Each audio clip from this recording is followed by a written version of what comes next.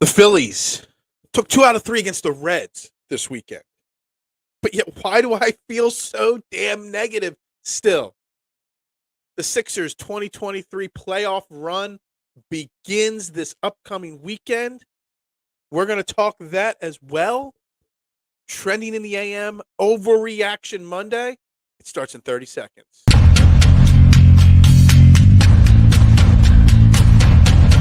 Fourth and goal.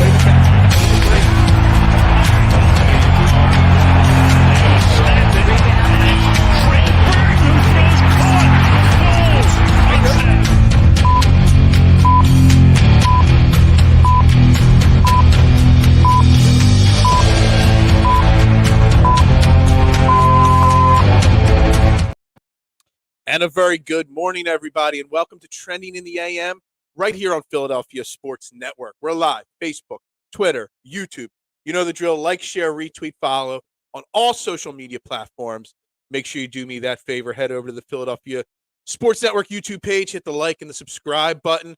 Turn notifications on because you don't want to miss a minute of the action when the channel goes live. A lot of great stuff on the channel there.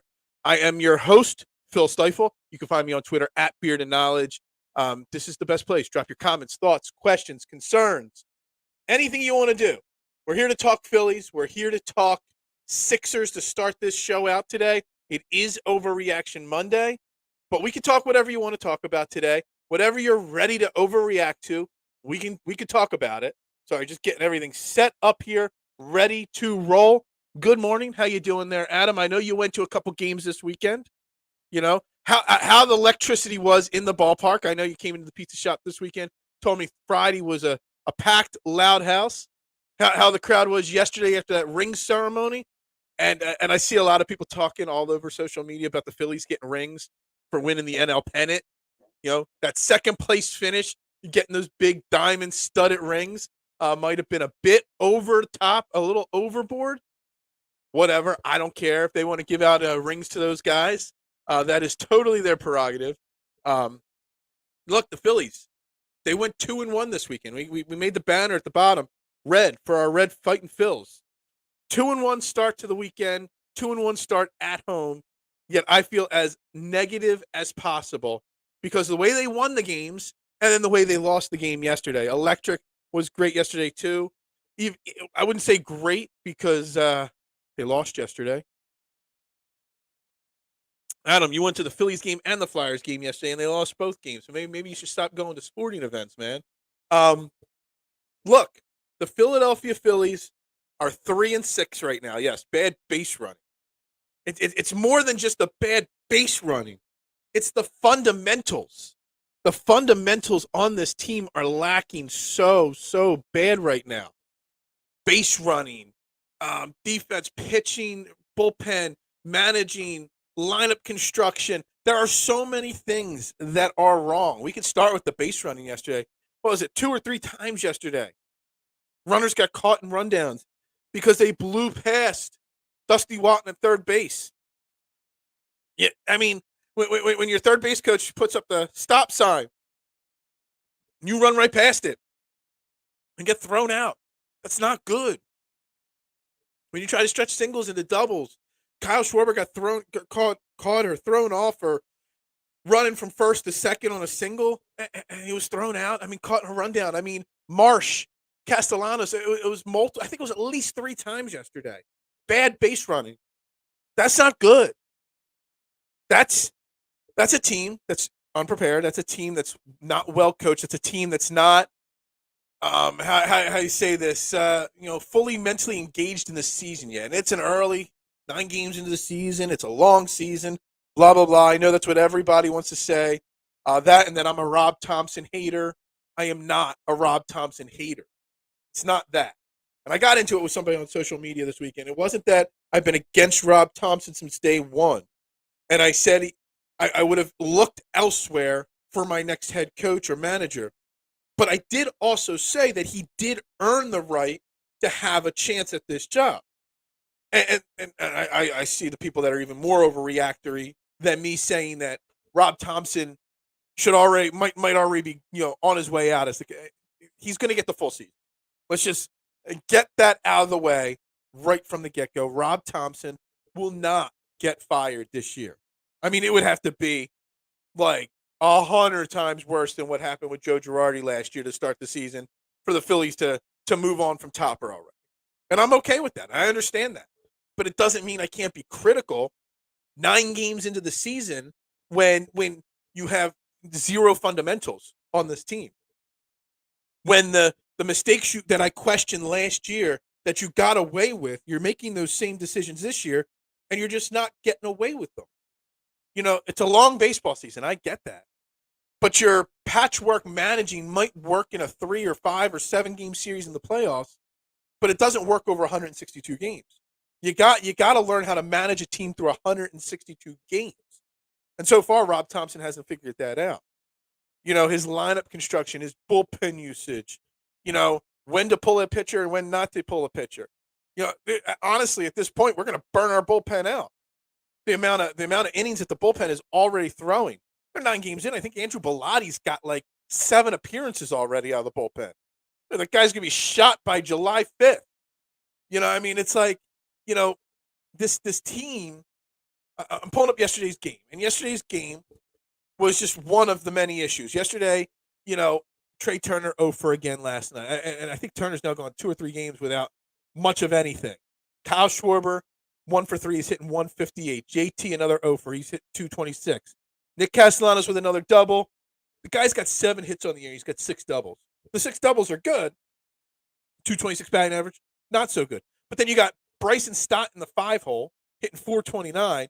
Alec Boehm hit 313 in the 6 hole. Why?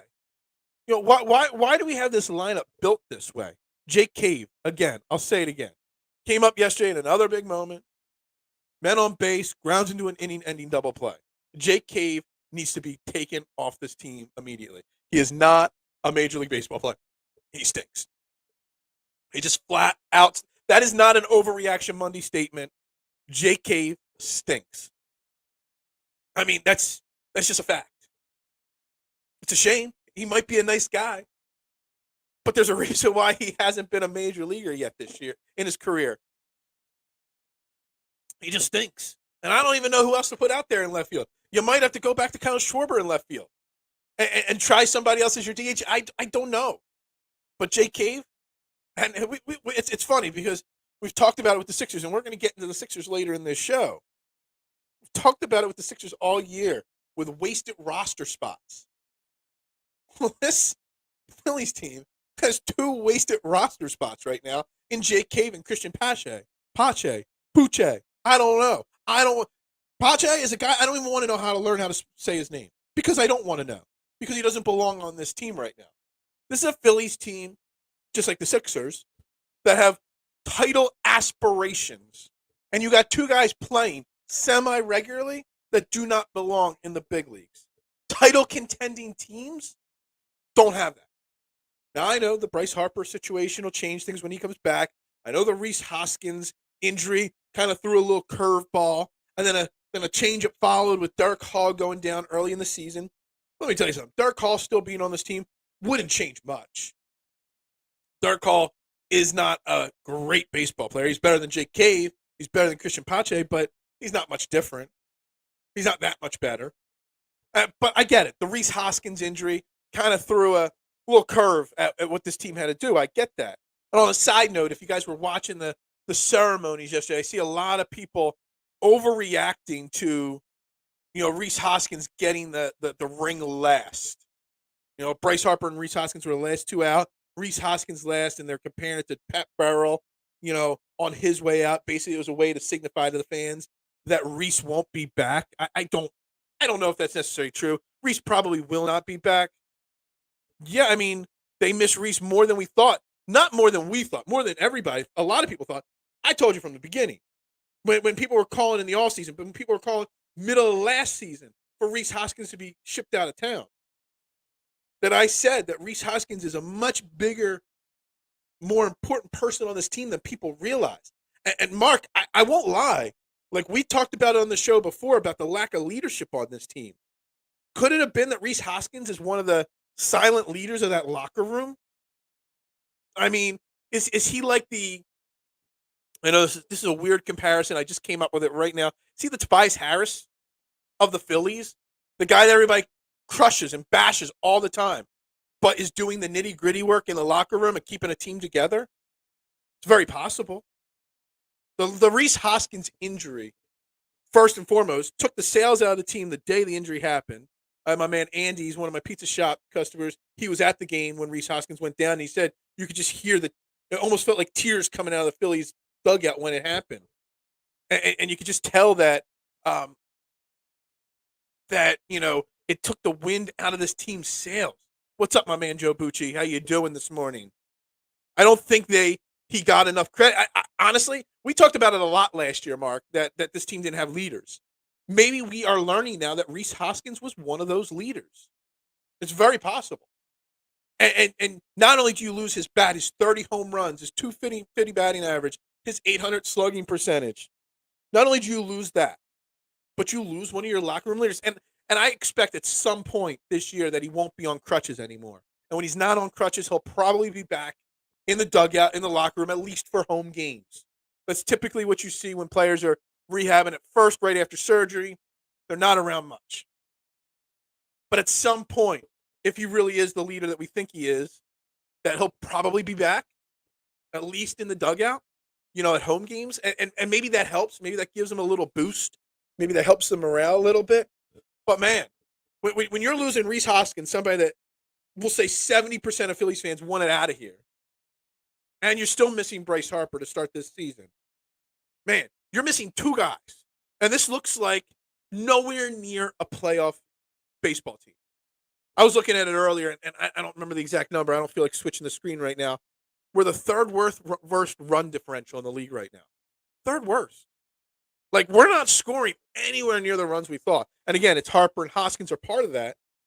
But it also, fundamentals. We could talk about the base running blunders yesterday.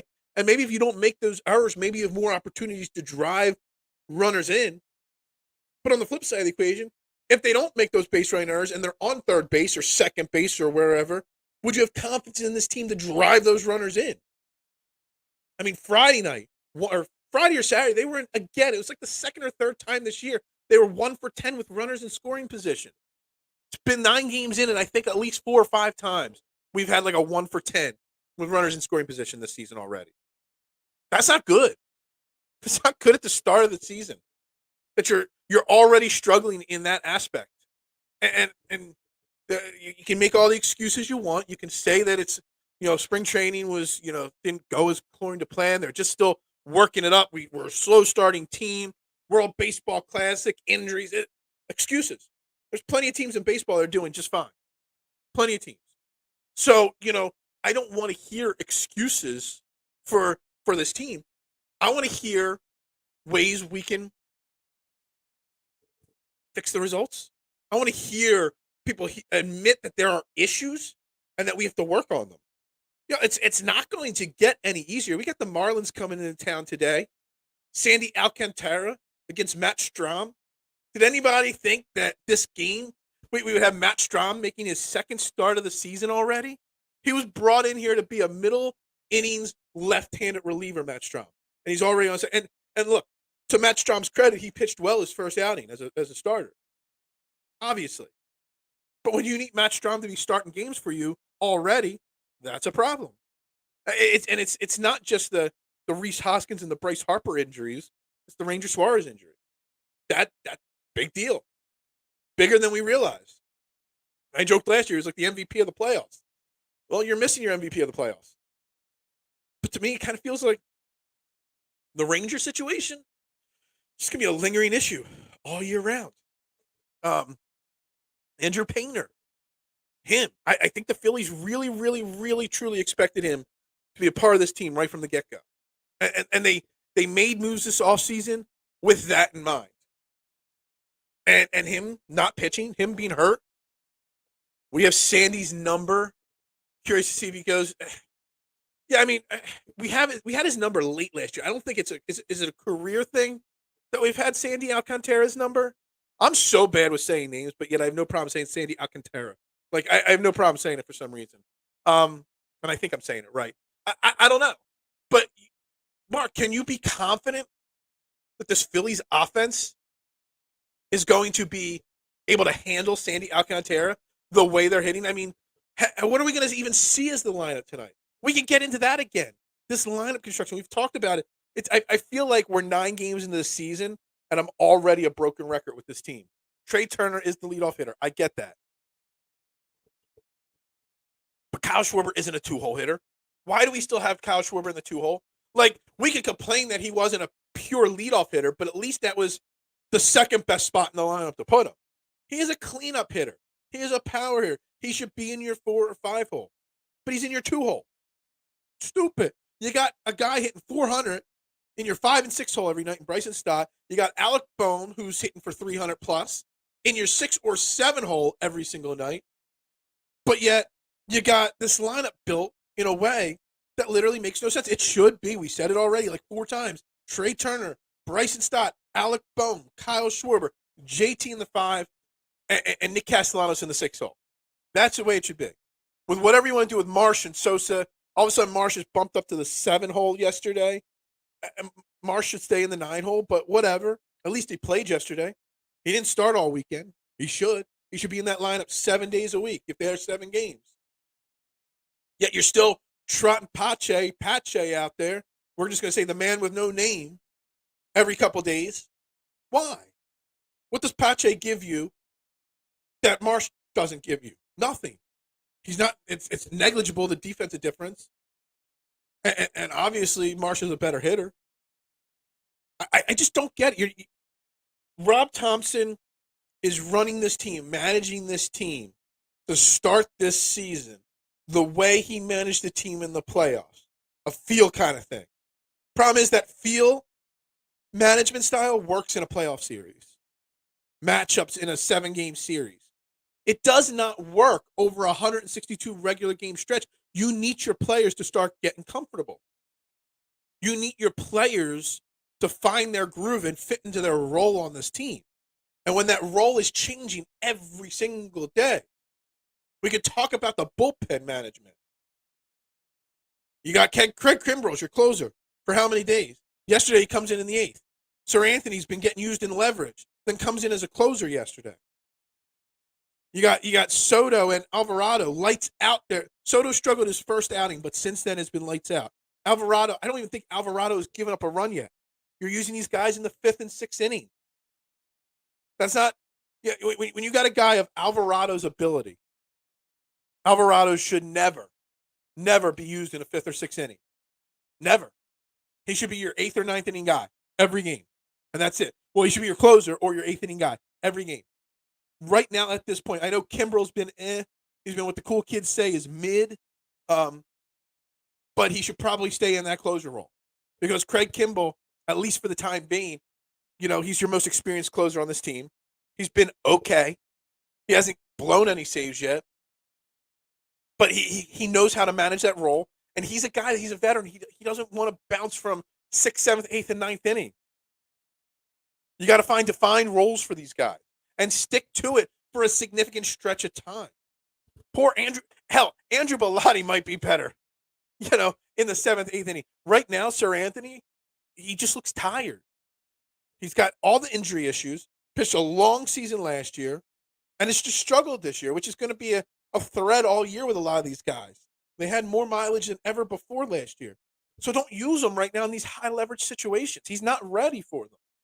And what's funny is it's not like he pitched 5 straight dominant innings, in relief this year and built the confidence of this team to put him back in the closer role. He's pitched poorly. And he gets thrown into that role. That, to me, makes 0 sense. Like, what has he done to earn the right to be the closer yesterday? And he goes and blows the game. I mean, it's not just, we're not going to put the blowing of the game yesterday on just Sir Anthony. I mean, we could put it on everybody. We could put it 9 walks yesterday. Your pitching staff cannot walk 9 guys. Taijuan Walker, you gave him $70-some million, walked 5 guys in 4 2/3 innings yesterday. That's not good enough. Connor Brogdon walked a guy. Kimbrell walked a guy. Sir Anthony walked 2 more. Like, you got to be better than that. Got to be. But again, these guys don't know when that phone rings in the bullpen, whether it's the 5th inning or the 9th inning, and the bullpen coach puts the phone down and calls a guy's name. They don't know. It could be any one of them at any moment that gets called. And professional athletes, they should be ready, blah, blah, blah, whatever. No. Bullpen guys, they have to know their role and when their role is going to be, utilized. They do not like this. I talked about it all last year, even during the magical playoff run. I questioned Rob Thomson's usage of the bullpen, and it worked out. Everything he did, every questionable, non-traditional thing that Rob Thomson did last year worked. Well, the law of averages are going to balance it out this year big time. And so far, it's proving that kind of management style, it might work in a 7-game series, but it doesn't work in a season. And again, whatever. Call me a Rob Thomson hater. I don't care at this point. I'm going to accept whatever I get, but I'm going to continue to criticize him, whether we win or lose. And it's just that I just want better for this team. And right now, this team is just ill-prepared, not ready. When we come out this week, I mean, this series against the Marlins, I mean, if there's ever a must-win series, not must-win like sweep or anything, if there's ever a series that you've got to go 2-1 in, it's this Marlins series. You've got Strom tonight, then Nola and Wheeler. Luzardo's going for them, Cabrera and Alcantara. Nola and Wheeler have been so far. Wheeler looked a little bit better, but honestly, his velocity still wasn't there. Nola, he's looked each game he's got, his first game to his second game got better, but this is now game 3 for those two guys. You expect to see a little bit. Wheeler said, I start the season slow all the time. I don't want to hear my pitchers, my ace pitchers, say, oh, we start the season slow. You got to warm up to it. There's things you can see in their pitching that just says that they're just not ready. And maybe there's more issues there than we realize. The velocity is not there. The location is not there. The movement on some of Nola's pitches, just not there. So again, I ask you, I say it. This is an overreaction kind of statement. That this is a massive series that must be won. 3-6 right now. Being 5-10 or 5-7 or being 4-8. There's a big difference there. Confidence level of the family. If they can go 2-1 in this series against the Marlins, that means that some things went well. That either Nola or Wheeler pitched well. That the bullpen held their own. I don't know what's going on with the Marlins offense this year. Let me pull this up real quick. Let me pull up the standings here. MLB standings. Where are we with the Marlins? The Marlins are 4-6. They've scored 27 runs. They've scored 3 less runs than us, but they've given up 6 less runs. We're at -22 in runs scored right now. Run differential. It's the 3rd worst in baseball. The worst in the NL. The 3rd worst. Detroit's given up a 35-run differential, and wow, the Oakland Athletics, man, it's not going well for them to start the season. 2-7, when they've given up 72 runs and only scored 27. Holy crap! I would hate to be an Oakland Athletics fan right now. Honestly, I mean, I would hate to be a fan of them ever. But seriously, it's crazy to say that this is an important moment of the season. The confidence level in front of your home families. We won 2 out of 3 this weekend. It could have been 3 out of 3. We could have won all 3 of those games. We could have also lost a few more, 2 of those 3 games. Yeah, let's be honest. We went 2-3, but it took a magical comeback on Saturday night for that team to win that game on Saturday. It took a Bryson Stott single to drive in Marsh to win the game. It took Mundo Sosa the sac fly. They had to score multiple runs in the 9th inning. Actually, they had to score all their runs in the 9th inning. I thought it was a 1-0 game going into the 9th inning. I didn't even realize that. I was watching the game. I don't even know how I missed that. My mind must be a little fried from that. But they had to score all 3 runs in the 9th inning to make that comeback. So what does that tell you? That the team stunk, was not hitting, was not performing on Saturday, and they had to make a magical comeback. And honestly, Bryson Stott, it's not like Bryson Stott hit this huge hit. It was a big clutch moment, but he was a soft grounder that just squeaked through the hole. This team is flawed massively. And you know, we saw Dave Dombrowski giving out the rings yesterday, you know, to the players with John Middleton yesterday. And Dave Dombrowski's got to be thinking, at what point do I start making some moves with this roster? At what point do I decide if we can ride this out and Bryce Harper coming back will be good enough, or that this team needs to make major changes right away? The team is still uneven, but don't discount what happened Saturday. Yeah, I mean, it's great when your team can fight from behind and make a comeback. It's great. But the fact that you had to fight that hard to make that comeback also just shows that you put your team in a hole to begin with. The lack of production from this offense, I mean, I don't know where they're at now, but they're getting hits. Nick Castellanos, he's got 6 doubles through 9 games. That's great. But he's hitting 220, and he's striking out when runners are in scoring position. You know, you need guys to start stepping up in the bigger moments, and they're just not, other than Saturday. They already declared Sosa at third and Bohm. Yeah, and that's the right move at this moment. I just want Alec Bohm to be at one spot all the time. I don't know. I think Alec Bohm was a fine third baseman. He had learned the position. He had figured it out. But with the Rhys Hoskins injury, the Duracell injury, Bohm, I guess, has to go to first base. Sosa's probably slightly better at third than Bohm.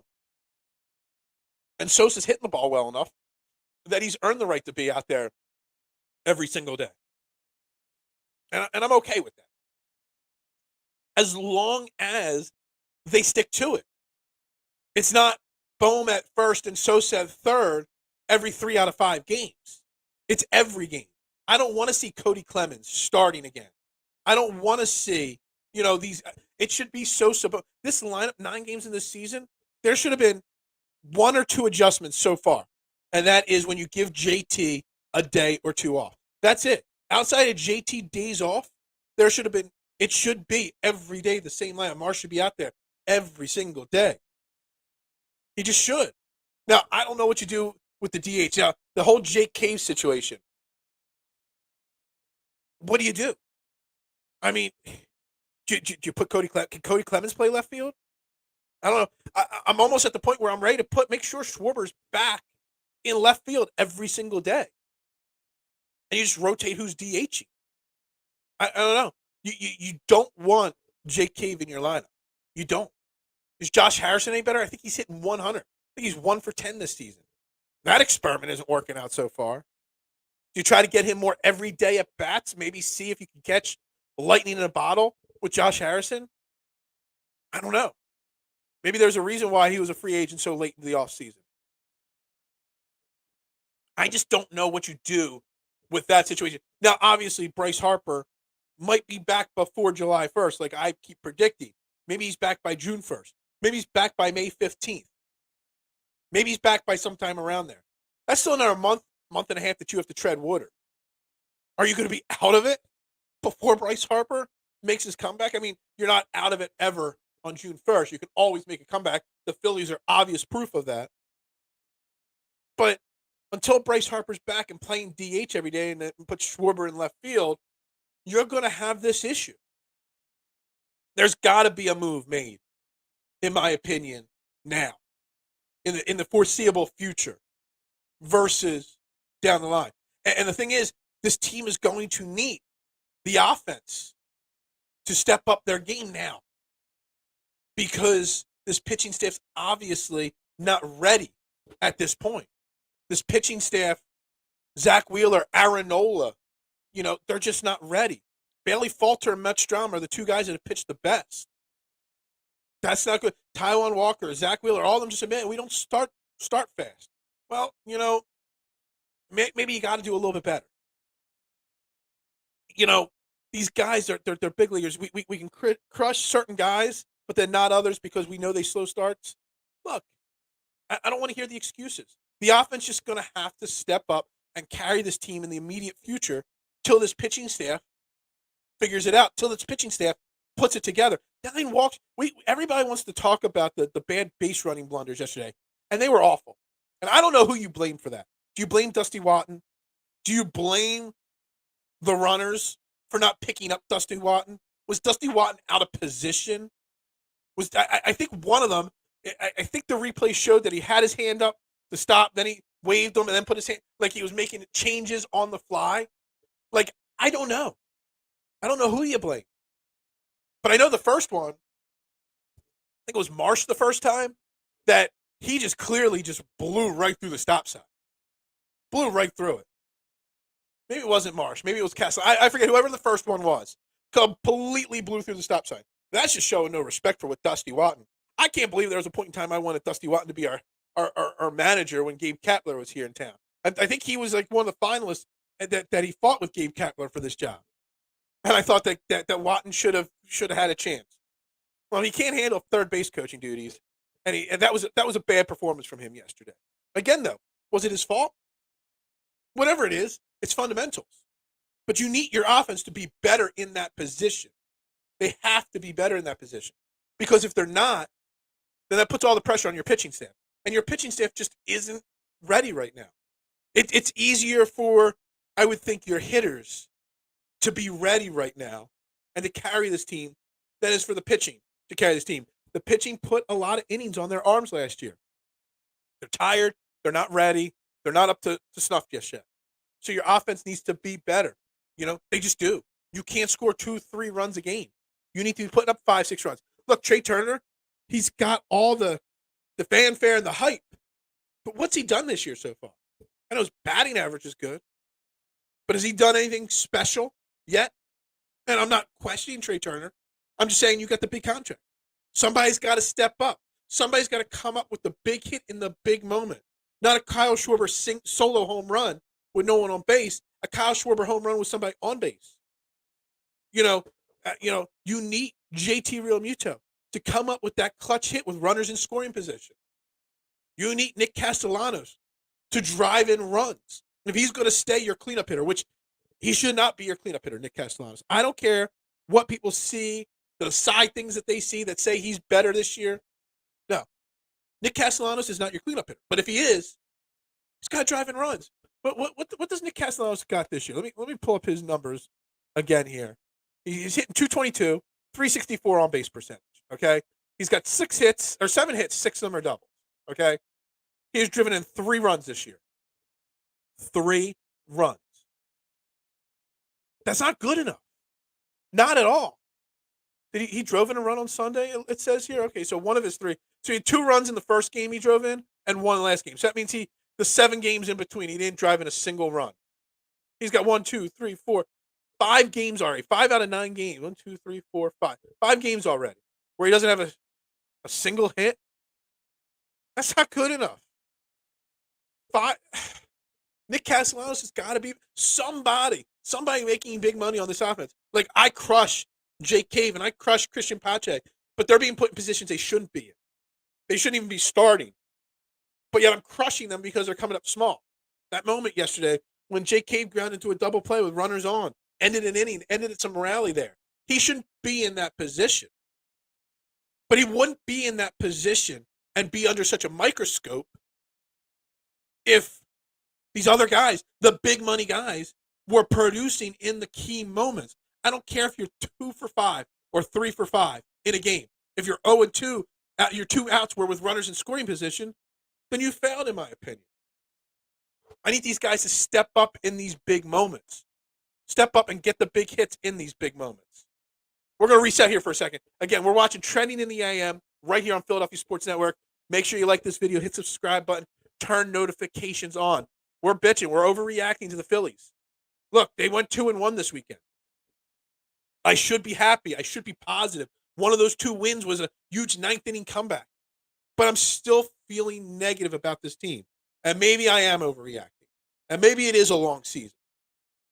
But it doesn't mean I can't be critical of this team. And I think that's what I'm doing. I'm just being honest type critical of this team right now. And they're just below average at this point. Underperforming at this point. And it's sad to see. I am not a curmudgeon. I am not. I had a great Easter yesterday. I hope everybody had a great Easter. John Rahm won the Masters yesterday. I made a great pot of spaghetti sauce yesterday with meatballs and manicotti and stuffed shells, and it is sauce. And so I'm not a curmudgeon. I'm happy. I'm a happy person most of the time. It's just this Phillies team. It's almost like I'm being critical, but I'm confused about this Phillies team. That almost might be an interesting word for me. I'm confused because this team should be so much better than they are. They should already be performing. You got a lot of money spent out on that field every single night. It's just that they're underperforming. And the excuses that everybody gives on why they're underperforming aren't that nobody's on other teams. There's plenty of other teams that are doing fine that they could use those excuses, and they're not. So why aren't the Phillies? Is it Rob Thomson, my main reasoning behind this team to be where they're at? Is there something else wrong? Are they just not good enough? Or is it simply just Rhys Hoskins' injury just threw such a loophole for this team that that's the problem? I mean, if it really is just the Rhys Hoskins injury has been the brunt of the slow start here, then Dave Dombrowski needs to make a move like immediately, like almost immediately, because if losing one guy like Rhys Hoskins can cause this much of a downfall and negativity on a team, that's a problem. And I just don't know at what point does going 3-6, then being 6-12, then being 5-15, then being 8-12. Like at what point does Dave Dombrowski be like, all right, this just isn't working. We've got to find one more bat for this lineup because of the injury to Rhys Hoskins. What we got in the Caves and the Paches and the Harrisons aren't going to be able to patch this together until Bryce Harper's back. But even when Bryce Harper's back, you're still going to have Rob Thomson rotating Pache and Marsh in there, which you shouldn't. You're still going to have him throwing these random configurations out there. So it's time for Rob Thomson to settle down and realize that if you're going to tell me, everybody watching the show and everybody that interacts with me on Twitter, it's a long season, relax. Well, Rob Thomson has to realize it's a long season too and just settle into one lineup, one thing, and just let it go. I would be happier if we went, what do we got, 6 games this week? If we went 2-4 this week, but we saw the same lineup out there every single day. I'd be happier with that than 3-3, but it's seeing 4 different lineups this week. I know that sounds weird, but you gotta find some sense of consistency on this team. The only thing that's been consistent so far is JT1 and Kyle Schwarber 2. I think that's the only thing that's been consistent this year, and Kyle Schwarber shouldn't be in the 2-hole. Just simple facts. But anyway, so they got Sandy Alcantara tonight going up against Matt Strahm. Thoughts on the game? I mean, individually, just speaking of the game itself, Sandy Alcantara, we've had his numbers slightly lately, but he is a stud pitcher. I mean, there's no doubt about it. I think he's only given up 1 or 2 runs this year already in 14 2/3 innings. He's been walking some batters this year, but the Marlins are 4-6. They're ahead of us in the division already. It's a 6:40 start time. The Phillies are not the favorite. The Marlins are. It's close. It's close. -120 Marlins, +100 Phillies. What do they got to do? They got to get after Sandy Alcantara early. They got to get him out of the game early as possible. They got to hope Matt Strahm gets some 4 innings. They've used and abused this bullpen so much already, the Phillies, that you kind of need Matt Strahm to go 4 or 5 innings, but that's the max you're going to get out of him because he's a relief pitcher. So, I don't know. You're going to have to hope that the bullpen is ready to go tonight. You just are. And then what you're going to need is the rest of this series, you're going to need Nola and Wheeler to go big innings this week to kind of give the bullpen a break. But the bullpen isn't going to get a break tonight. So are we going to get good Alvarado again? Are we going to get good Soto again? Is Dominguez going to even pitch? He's pitched 2 days in a row, I believe. We're going to need something out of him. So, I mean, my confidence level isn't sky high on today's game. It's more because of the bullpen. It's more because of who's starting for both teams, why I'm not confident in this game specifically. I'd like to see the Phillies go 2-1 this series. I really would. And if they lose this game, that's still okay in my mind, as long as Nola and Wheeler come out and pitch well in games 2 and 3. And if they do, we can win this series. And if those two guys settle down and pitch well, my confidence level will kind of inch a little higher, because this team will struggle if Nola and Wheeler are not elite pitchers like they're supposed to be. So we need to get this win tonight, would be great. But the most important things are that they win games 2 and 3 with Nola and Wheeler out there, and that Nola and Wheeler are capable of going 6 or 7 innings. It would be great if we get an 8-inning Wheeler or Nola start. That would be almost an amazing, amazing thing. As you can see, we're switching the colors on the banner, because we got to transition this conversation a little bit here. Just a little bit. It's 40 minutes into the show on Phillies. It's Overreaction Monday. I'm only halfway done this cup of coffee. I need to get this coffee down here, or it's going to be a long day. It's the Sixers. The season's officially over. The 2 preseason games that we played this weekend, because that's basically what they were preseason games. Your top 6 players, all 5 starters. Anthony Melton didn't play all weekend. George Niang sat yesterday.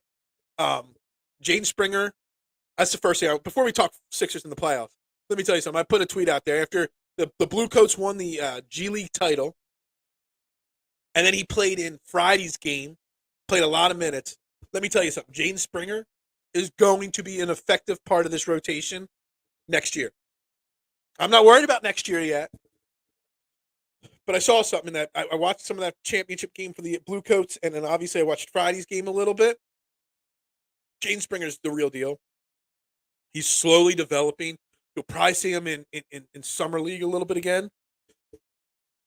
He'll be an effective part of this rotation next year. I'm not talking about a starter or a key contributor, but he'll be that guy that probably bumps Daniel House out of the rotation, or, he's going to be that 7th or 8th guy on this team next year.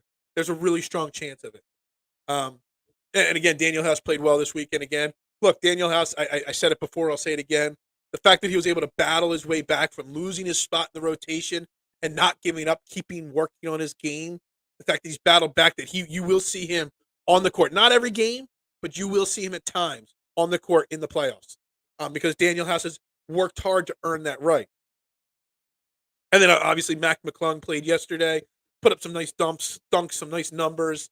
We almost went to the game yesterday in Brooklyn. We were going to take a day trip up to Brooklyn to see it. I'm glad I didn't spend the money. I mean, it was a blowout for the Sixers. But, I mean, what would have been the point? Why would any pitcher want to start and only go 4 innings with no hope for a win? I mean, Douglas, get back to the Phillies for a second. I get it. But you need your pitchers to be able to go more than 4 innings. You do. And right now, how many times have the Phillies pitch starters actually gone more than 4 innings this year? How many times has anybody even gone through 6 full innings yet this year? It's been bad. They're just not prepared. They're not ready. I will give them some benefit of the doubt from the long season. They every single member of the Phillies pitching staff never pitched that many innings before last year. Maybe they're tired. Maybe they just weren't ready. I don't know.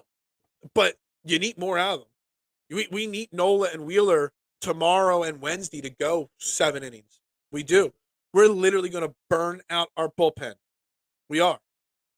Burn them out. But we're going to transition to the Sixers here for a second. What are our expectations and feelings now? Obviously, the numbers came out. It's the first team in I don't know how long that we have the leading scorer in the league in Joel Embiid, the leader in the assists per game in James Harden. The best record this Sixers team has had since the NBA Finals, Eastern Conference champion Allen Iverson 2000-2001 Sixers. Won 54 games. I think I predicted 53. I think it's actually funny because I think at the beginning of the season, we read the over-under number on wins was 50.5. I was like, oh my God, that's a terrible number. Smash that over. And everyone was like, maybe that number is that low for a reason. I'm like, oh no, they're going to win. They're going to clear that 50.5 number easily. Well, it came down to the last week of the season. And I'm like, I'm glad I didn't bet that because I'm like, I don't know if they're going to hit that or not. 50.5, 51.5, something like that was the over-under. Look, so I saw somebody say something on Twitter the other day, and I'm like, you know what? It's true. And I think I may have said something around this before, that this is the best Sixers team that Joel Embiid has ever had. This is possibly the best Sixers team we have seen in this generation. It's obviously better than the Allen Iverson team. It was just Allen Iverson and a bunch of role players. This is the best Sixers team we've seen in 20, 30 years since the last championship run in 83. I mean, it's that talented, but it's very top talent, top heavy with Joel, James, Tyrese Maxey. It's about time we're going to see if PJ Tucker is as good as people say. They're like, just wait till playoff PJ Tucker. We're going to see that because we're going to get the Brooklyn Nets in the first round. Game 1, Saturday at 1 p.m. And the playoff run starts. We get almost a full week off. So these guys have sat the last couple games, and they're not playing till Saturday. There might be a little rust on Saturday at the start of the game. And we'll dive deeper into the game and the series as the week goes on. But is this Sixers team good enough to advance past the second round? Was it Wojnarowski or one of them tweeted something out yesterday that big changes are coming if they don't get out of the second round? And I agree. There's no way you can't make changes to this team if they don't get out of the second round. That's because Thomson is not a good dude. Are you my kindred spirit? I mean, this is just what I've been saying about Thomson since late last year. It's crazy. We're stuck in a weird spot because we got Rob Thomson, who we have no confidence in, and Doc Rivers, who a lot of Sixers fans have no confidence in. Can this team win, despite Doc Rivers in the playoffs? Can this team win with three guys basically leading the charge in Joel, James, Tyrese Maxey? Will this week and a half off? Look, if the Sixers got to be given those two top guys so much therapy, so much treatment over the next week, and getting these guys, James Harden's Achilles, Joel Embiid's entire head-to-toe body, as close to 100% as they can be at this point of a season. I'm hoping all this rest really gives you back that spark that you saw. There's a lot of times this year that James Harden had old-school James Harden burst in his step. As the season went on, as the Achilles started acting up and flaring up, we started to not see that as much. His burst just wasn't there. Well, let's hope that he gets some of that burst back by Saturday at 1 o'clock. Now, the thing is, like, the way it's all shaked out in the NBA, being the 3 seed, we still got to go to Boston if we beat the Nets. And we swept the Brooklyn Nets this year. I don't worry about beating the Brooklyn Nets in a 7-game series. I don't worry about the series at all. I think it's a win. Now, do we sweep the Brooklyn Nets? I don't know. The Brooklyn Nets seem to be a well-coached team. Now they got all the headaches out of the way. Kevin Durant's gone. James Harden's gone. Kyrie Irving's gone. Ben Simmons is gone. It's Mikal Bridges' team, and Jacques Vaughn has got them playing as a team. They're believing. They're buying in. They're playing with nothing to lose. Everybody, including me, said as soon as they got rid of Durant and Irving and Ben Simmons sat on the bench, like, this team's going to fall, not just fall out of the 6th seed, fall out of the playoffs completely. And they held their own. Miami came charging. They held their own. That's testament to how good Mikal Bridges is. Would it be great to have Mikal Bridges on the Sixers? I wonder if there's a way to get Mikal Bridges. No. Anyway, look, we'll still beat Brooklyn. They're playing with house money at this point, Brooklyn. But let's not just assume it's going to be a clean sweep, easy series. There's going to be some battles there. There's going to be some tough contested games there. I mean, they got Seth Curry and Joe Harris. They got snipers. They got Mikal Bridges. They play as a team well. But we should win that series. The problem is, though, when we get done that series, what kind of shape Boston's going to be in. And that Boston series is going to be so brutal. And Boston's a team we just can't beat. We beat them once finally at the end of the season without Jaylen Brown playing. But can we get past Boston? And even if we can, and it's going to be a knockdown, drag-out battle, even if we get past Boston, then we still got to get past Milwaukee. I always talk about it on this show. Timing in sports. You got to time it right to be all in. The Sixers are all in, but yet so are Boston, and so is Milwaukee. I mean, everyone says the Eastern Conference is better than the Western Conference, but still the Western Conference can win the NBA Finals because Boston, Philly, and Milwaukee have to go through each other.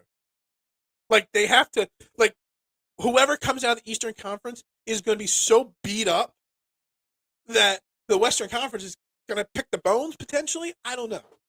Or maybe they'll just be so battle tested that they'll just smoke whoever comes out of the Western Conference. Which let me tell you something. It's not going to be Denver or Memphis or Sacramento. It's going to be a team not 1, 2, or 3 in the Western Conference. I kind of was looking at some of the things. And we got to see who comes out of the play-in series in the Western Conference. But in my humble opinion, the top 3 seeds will not make the NBA Finals. It's going to be Phoenix. It's going to be Golden State, the Clippers, maybe the Lakers. I don't know. It'd be crazy if the Lakers made a run at the finals. It really would be. But let's be realistic here about this Sixers team. That tweet Woj or whoever it was made, that big changes happen if we don't get out of the second round. They'll need to be made, obviously.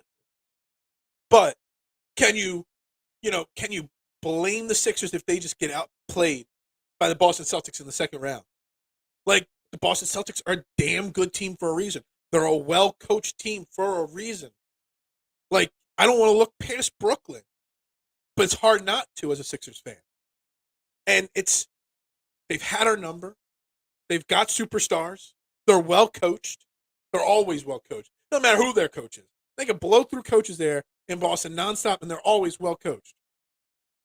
It's a great run organization there in Boston. It pains me to say it, but it is.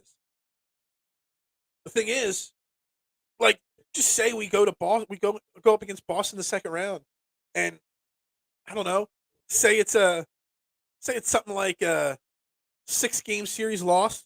All the games are close. Do you really blame the Sixers for losing? Just got beat by a better team. There's nothing you can do about it other than revamp the roster. I don't know. Like I'm at the point where my confidence has never been higher, but it's still not high enough with the Sixers team.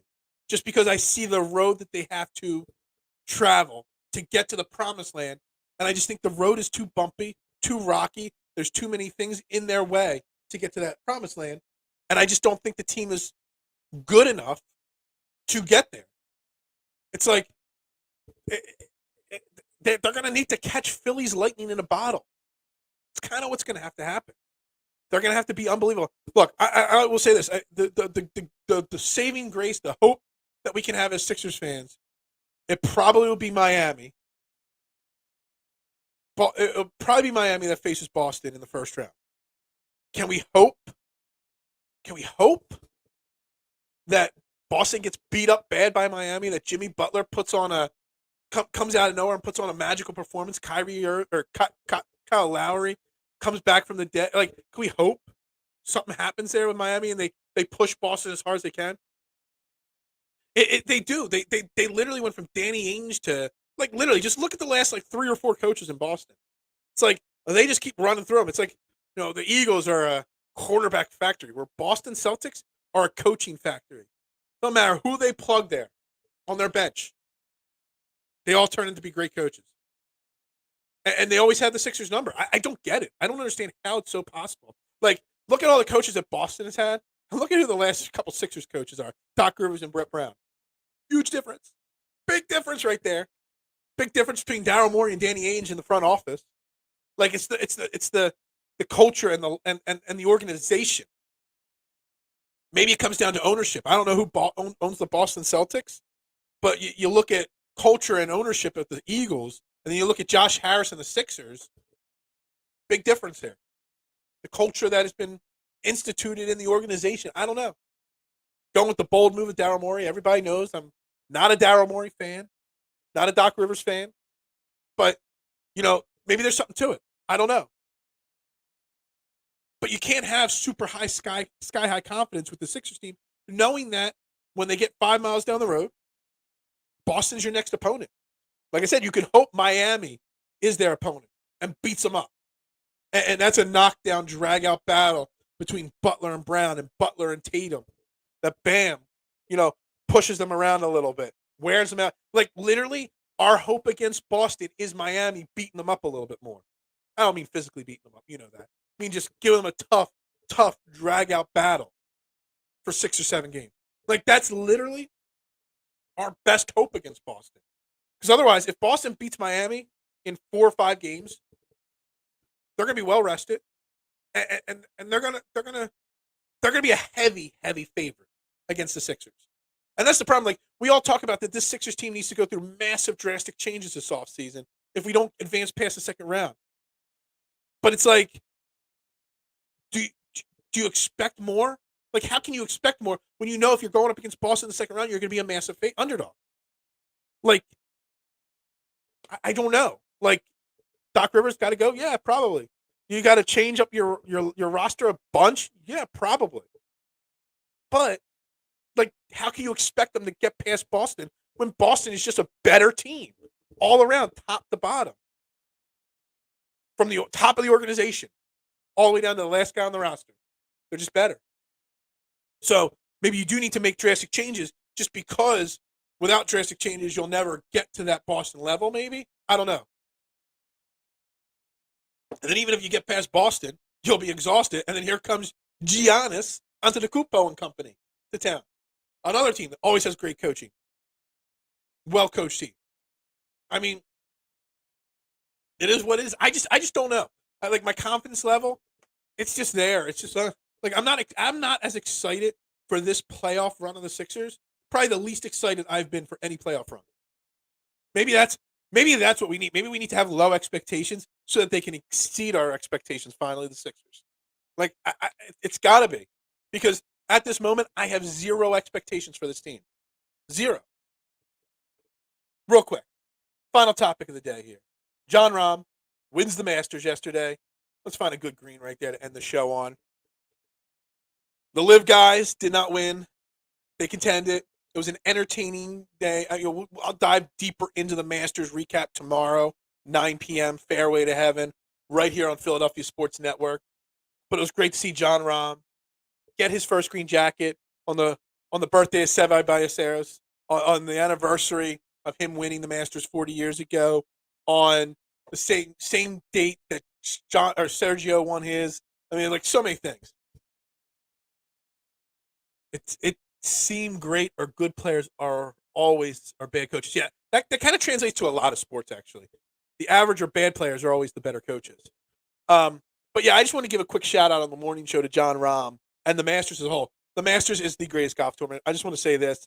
The PGA Tour and golf in general, there's a lot of issues between Live and the PGA and whatnot. The Masters app and website and the coverage that they give for this tournament is second to none in any sport. In fact, it's free. Blows my mind. And it's great. More sports need to take advantage or look at what the Masters does coverage-wise and find ways to bring more fans in by giving more free coverage to the fans. You want more fans to tune in? You can still sell ads. You can still sell this and that. The fact that there's so much free coverage of the Masters, it is the greatest sporting event coverage of all sports out there, at least that I'm aware of. It's amazing what they do for the Masters. But Jon Rahm won his first green jacket, his second major, and it was good. I guess that it wasn't, Brooks Koepka or Phil Mickelson, those Live guys that made charges. Patrick Reed made a charge on Sunday. It was good for the game to not. It was good to see those guys performing again. And for like 3 seconds, kind of forgot Phil Mickelson was the enemy on Live. Because, I mean, when Phil Mickelson plays great, it's entertaining as hell for the game of golf. Does the PGA Tour and does golf need to find a way to get these big names in more big tournaments? Maybe someday, but you can't. Once you took the blood money of the Saudis, those Live guys pretty much made their bed. But, man, it was great to see an elite field again like that with so many guys that we haven't seen competing on a daily basis. So, it was great to see. Congratulations to Jon Rahm, the best golfer in the world right now, for sure. Right there with Scottie Scheffler and Rory. But, man, and Patrick Cantlay, again, as I said on Fairway, and as I said all week, I'm going to continue to lose money on Patrick Cantlay in majors. I can't stop myself. The guy needs to win a major, but he collapsed again on Sunday, yesterday, Patrick Cantlay. Damn you. Damn you. Anyway, we're going to wrap up Trending in the AM right there here on Philadelphia Sports Network. Again, like, share, retweet, follow on all social media platforms. Be back tomorrow morning. We'll talk more Phillies. We'll recap today's game. We'll talk more Sixers. Well, maybe we'll dive into a little Eagles talk tomorrow morning. Start to get ready for the draft. We're gonna start dabbling in some draft talk here with this Eagles team a little bit more. So make sure you're tuning in every Monday through Friday, 8:30 a.m. Trending in the AM for Philadelphia Sports Network. I am Phil Stifle. You have a great day. We'll see you tomorrow.